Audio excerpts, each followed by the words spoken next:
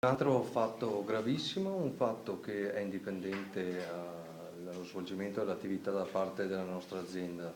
È un fatto che si ripete a distanza di circa un mese da quello che era avvenuto nell'autostazione in lungo Sile Mattei.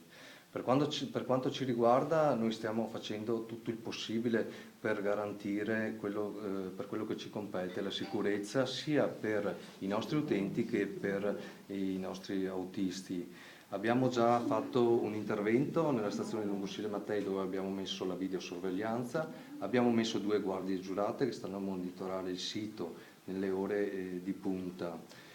Inoltre adesso da un mese circa stiamo parlando con con l'ANC, l'Associazione Nazionale Carabinieri in Congedo, per verificare se c'è la loro disponibilità di mettere qualche volontario per garantire appunto l'informazione e l'aiuto ai nostri autisti.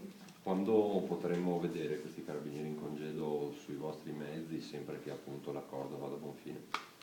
Noi stiamo ragionando a livello interprovinciale, infatti ci siamo già trovati con i referenti regionali della ANC, quindi con la provincia di Venezia e la provincia di Padova, per poter fare questo tipo di convenzione.